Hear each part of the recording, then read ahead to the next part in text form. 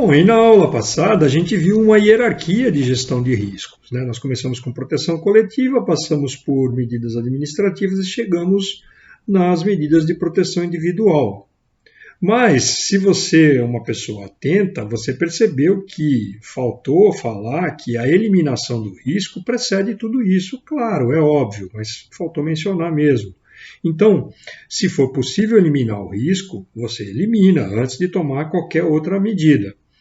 Por exemplo, se você tem uma planta industrial onde você precisa acessar em altura e você usa uma escada portátil para isso. Isso qualifica um trabalho em altura se a escada tiver de 2 metros ou mais, né? Se você chegar a uma altura de 2 metros ou mais.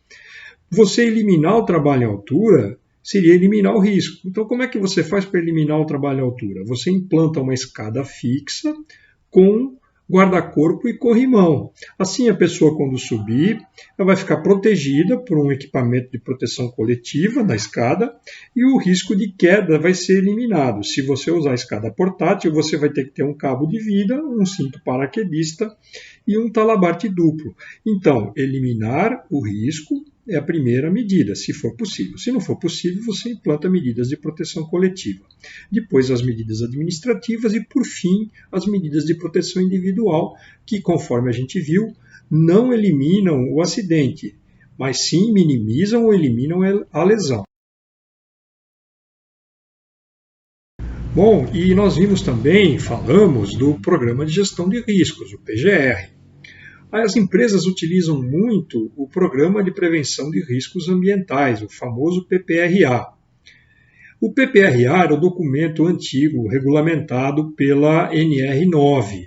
Não quer dizer que o PPRA foi abolido. O PPRA somente assume uma função de um programa mais amplo, mais, vamos dizer assim, racional. Então, é um programa de gestão de riscos. Então, você faz um inventário de riscos e o que era o PPRA, que você tinha que obrigatoriamente revisar todo ano, você não vai precisar mais. Você tem um programa de gestão de riscos que pode ser muito similar ao antigo PPRA.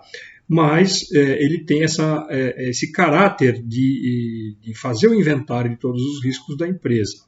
Ok? Uma outra, vamos dizer assim, instituição, entre aspas, dentro da empresa, que seria um braço do Ministério do Trabalho dentro da empresa, é a Comissão Interna de Prevenção de Acidentes, a CIPA. A CIPA é um órgão muito importante para a prevenção dos riscos, para a prevenção de acidentes. A CIPA é formada por representantes do empregador, né, da sua empresa, indicados, e por representantes eleitos pelos trabalhadores. Eles têm como função promover a prevenção de acidentes. Tá? A CIPA está vinculada ao grau de risco da empresa e à quantidade de trabalhadores. Empresas com trabalhos mais perigosos têm a possibilidade ou têm a chance de ter uma CIPA que deva ser eleita. Empresas menos perigosas poderiam não ter necessidade de eleger uma CIPA. Também devido à quantidade de funcionários. Então, quanto mais perigoso e quanto mais funcionários tem, você tem que ter CIPA eleita com uma quantidade maior ou menor de trabalhadores eleitos. Isso pode ser explicado para você pelo pessoal da segurança da sua empresa. Mas se a empresa for pequena e tiver um grau de risco, ou seja, tem atividades não tão perigosas assim, ela pode não ter CIPA, ou ela pode ter uma CIPA provisória, ou ela pode ter apenas um representante, aquele representante de segurança que eu falei, que faz as funções também da CIPA. Tá bom? Eu tenho falado muito em grau de risco. A atividade econômica da empresa está vinculada a um grau de risco. Se você olhar o cartão do CNPJ da empresa, existe um código, um número chamado CNAE, que a gente chama de CNAE, que é o Código Nacional de Atividade Econômica. Na NR4 estão listados os códigos nacionais de atividade econômica com seus respectivos graus de risco. O grau de risco varia de 1 a 4.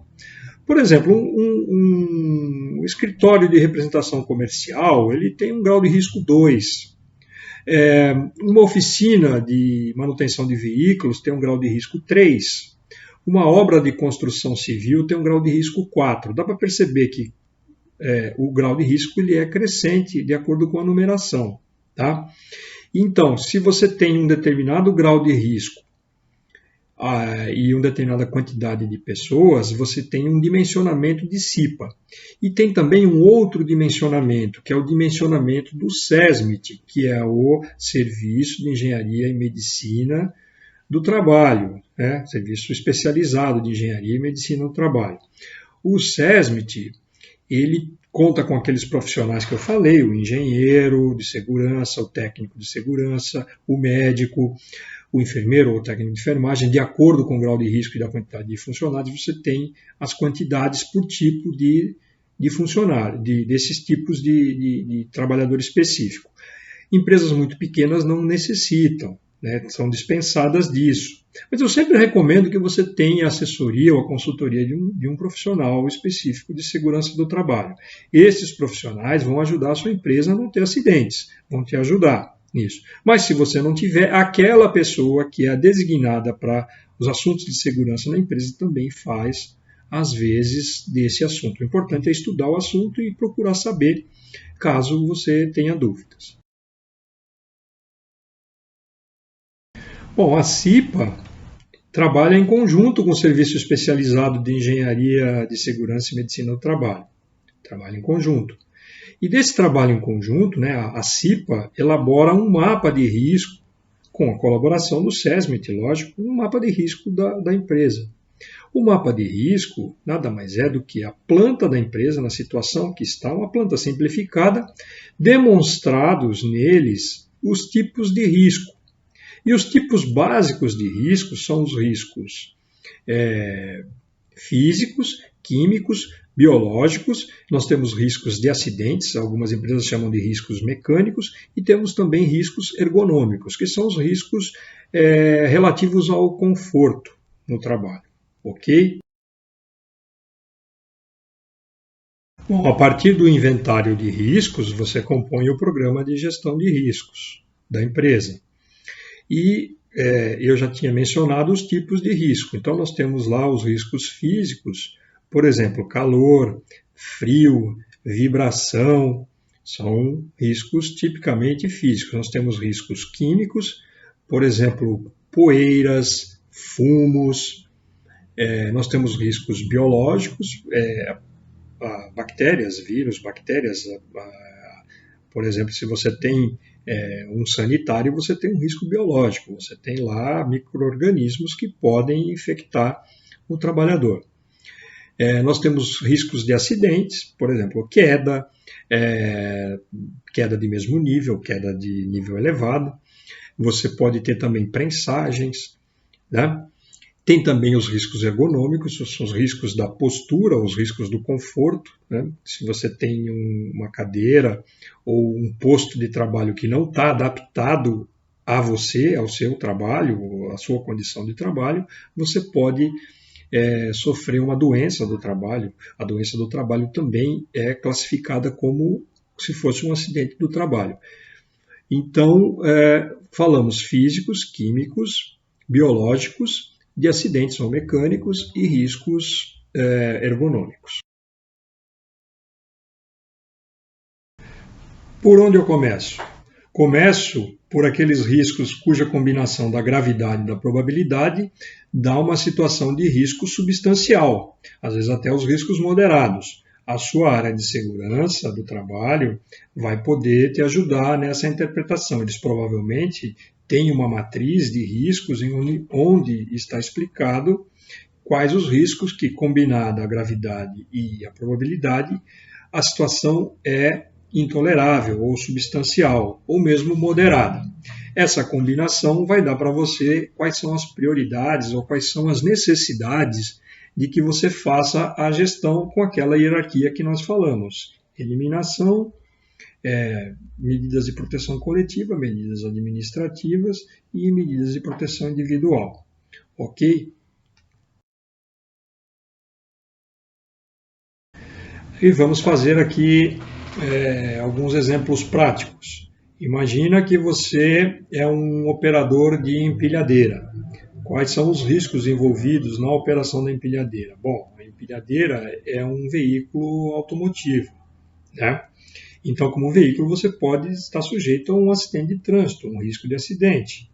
Ao mesmo tempo, você tem o escapamento, que emite gases, né, de escapamento. Então, se por acaso a projeção dos gases estiver muito próximo de você, como operador, você pode inalar os gases. Então, você tem um risco químico aí. Se você tiver a carga excessiva, além dos limites da empilhadeira, a empilhadeira pode tombar. Então, você também tem mais um risco de acidente, um risco mecânico. Você também tem um posto, você fica sentado no banco da empilhadeira, você tem que usar um cinto de segurança e tudo. Se esse posto for desconfortável, no final da jornada você pode ter dor nas costas, então você tem um risco ergonômico aí também. Então você está percebendo? Agora, você transita numa área em que pode ter solda, corte e solda, e quando você está passando pode vir uma projeção para o seu olho. Então você tem um risco, também um risco de projeções, um risco de poeiras, e posso que é um risco químico, você pode ter uma queimadura no olho, na face, então você também tem que usar uma proteção, pelo menos um óculos de proteção para proteger os olhos, ok? Dependendo da situação, se a empilhadeira não tem um teto protegido, você tem que usar um capacete também. Você tem que usar um uniforme para evitar abrasão nos seus braços. Enfim, conversa com o técnico de segurança para ele te explicar o que está previsto no inventário de riscos em termos de equipamento de proteção individual. Bom, estamos chegando ao fim de mais uma videoaula. E aqui a gente tratou de forma geral a gestão dos riscos, mas você, no seu local de trabalho, você tem uma condição específica, você tem um programa de gestão de riscos. Veja o seu programa de gestão de riscos. Lá veja as condições, as proteções coletivas que existem nesse programa, as proteções individuais, as proteções relativas à ergonomia, as medidas de ergonomia. E depois a gente pode falar, manda para mim uma mensagem, ou a gente pode discutir em algum evento de atendimento síncrono programado, tá bom? Então vejo você na próxima videoaula. Um abraço.